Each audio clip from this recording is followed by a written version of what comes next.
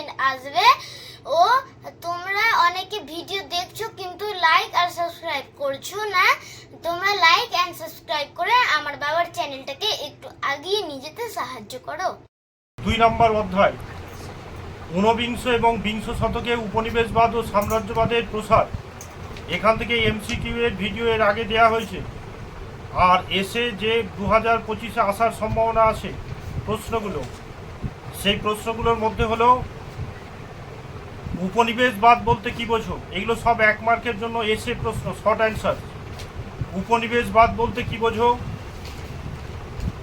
উপনিবেশবাদ কাকে বলে বা উপনিবেশবাদ কি। 2 নম্বর ক্যাপ্টেন কুক কোন দেশে আবিষ্কার করেছিলেন। 3 নম্বর হচ্ছে শিল্প বিপ্লব সর্বপ্রথম কোথায় শুরু হয়েছিল। 4 নম্বর হচ্ছে সিংহল কাদের উপনিবেশ ছিল। 5 নম্বর হচ্ছে কোন অঞ্চলকে মশলা দ্বীপপুঞ্জ নামে পরিচিত। কোন মার্কিন সর্বপ্রথম জাপানে পদার্পণ করেন। 6 নম্বর হচ্ছে প্রথম ওহিপেন যুদ্ধ কবে ঘটেছিল। কাদের মধ্যে প্রথম ওহিপেন যুদ্ধ ঘটেছিল। মুক্তদার নীতিকে অদৃশ্য সাম্রাজ্যবাদ কে বলেছেন। রুশ জাপান যুদ্ধে কে জয়লাভ করেছিল। আফ্রিকাকে কেন অন্ধকারচ্ছন্ন মহাদেশ বলা হয়। নানকিংয়ের সন্ধির ফল কি হয়েছিল। মুক্তদার নীতি কি। ত্রয়োদশ উপনিবেশবাদ বলতে কি বোঝো। ষোড়শ সপ্তদশ শতকে ইউরোপে নিরিখে নতুন বিশ্ব বলতে কি বোঝো। ইন্দোনেশিয়ার বর্তমান নাম কি। দূরপ্রাচ্য বলতে কি বোঝায়। ভাস্কো দা গামা কবে ভারতে আসেন। ভারতে কোন কোন স্থানে পর্তুগিজরা বাণিজ্য কুঠি তৈরি করেছিল। 1612 খ্রিস্টাব্দে ভারতে কোথায় প্রথম ইংরেজ বাণিজ্য কেন্দ্র স্থাপিত হয়েছিল। কোন ইউরোপীয় দেশে চীনের সঙ্গে প্রথম ব্যবসায়িক সম্পর্ক গড়ে তুলেছিল। ভুলের নির্দেশনামা কি।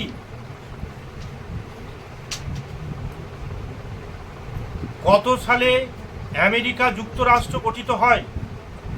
কলম্বাস কোথাকার মানুষকে রেড ইন্ডিয়ান বলেছেন।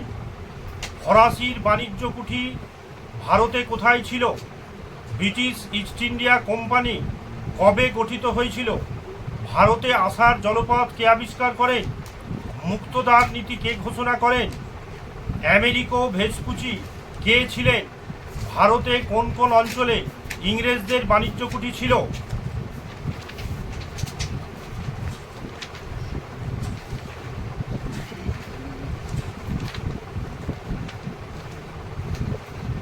ওয়েলথ অফ নেশন গ্রন্থটি কার রচনা।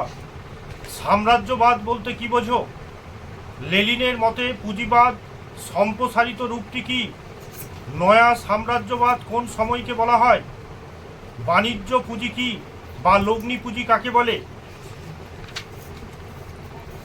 পুঁজিবাদ কি, লগ্নি পুঁজি কাকে বলে। সাম্রাজ্যবাদ সম্পর্কে লেনিনের বক্তব্য কি। জে.এ. হবসন এর বইটির নাম কি। হিলফার্ডিং এর বইয়ের নাম কি। হবসন লেনিন তত্ত্ব বলতে কি বোঝো। পুঁজিবাদের জঠরে সাম্রাজ্যবাদের জন্ম কথাটি কে বলেছেন। সাম্রাজ্যবাদ বিষয়ে জে.এন. হবসন মূল বক্তব্য কি ছিল। নয়া সাম্রাজ্যবাদ বলতে কি বোঝো। মার্কেন্টাইনবাদ কি। নয়া উপনিবেশবাদ কি। শিল্প বিপ্লব কোথায় প্রথম শুরু হয়েছিল। ফাইন্যান্স ক্যাপিটাল গ্রন্থের লেখক কে। হবসনের মত অনুসারে কিভাবে উপনিবেশ দখলের ঘটনাকে প্রতিহত করা সম্ভব।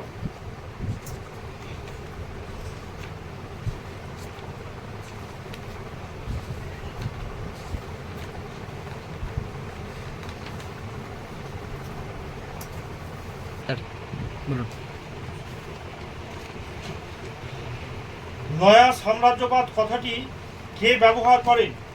Vincent Smith, Adam Smith, Lenin, David Thomson.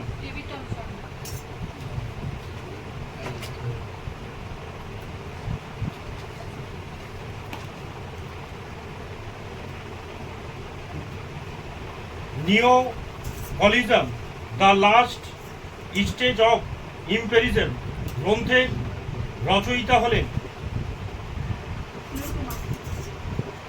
হ্যাঁ কি নূরকুমার। এর নামকরণ করেন উত্তমা সান্তরী। হ্যাঁ হ্যাঁ এটাই করছে।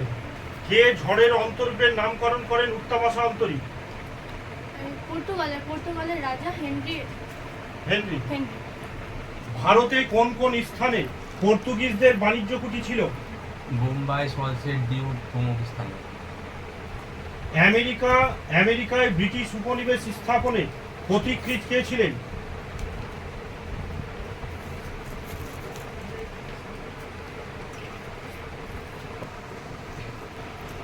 কানাডায় কারা উপনিবেশ স্থাপন করেছিল? কারা? ফরাসিরা। ওর বিটিটাও যাক। ব্রিটিশ ইস্ট ইন্ডিয়া কোম্পানি কত সালে গঠিত হয়েছিল? দ্য ওয়েল ম্যানস বার্ডেন কবিতাটি কে লেখেন? দ্য রাইট ম্যানস বার্ডেন কবিতাটি কে লেখেন? হ্যাঁ এসে কি রুইয়ার্ড কিপলিং। কি বললাম? কিপলিং। তারপরে বল রি পলিটিকের প্রবক্তা কে? কাইজার, দ্বিতীয় William, Bismarck, Mussolini? Bismarck. Well politic নীতি গ্রহণ করেন কে? কাইজার দ্বিতীয় উইলিয়াম।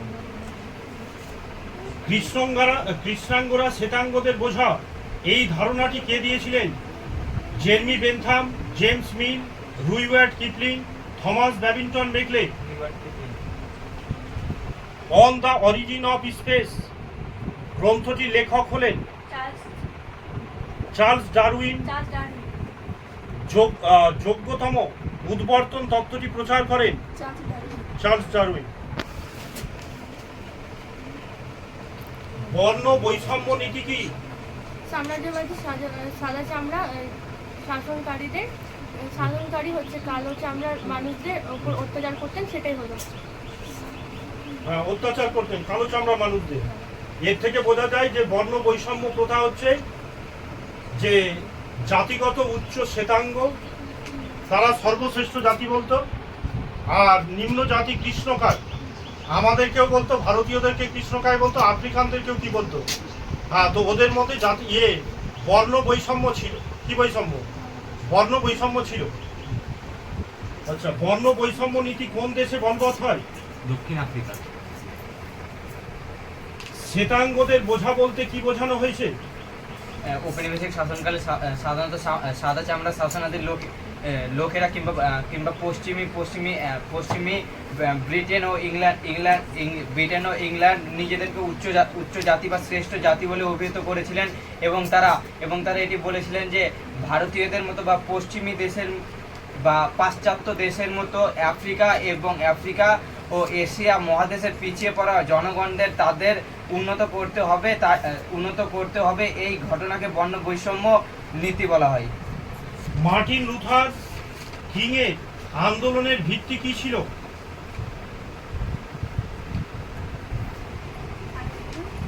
মার্টিন লুথার কিং এর আন্দোলনের ভিত্তি কি ছিল?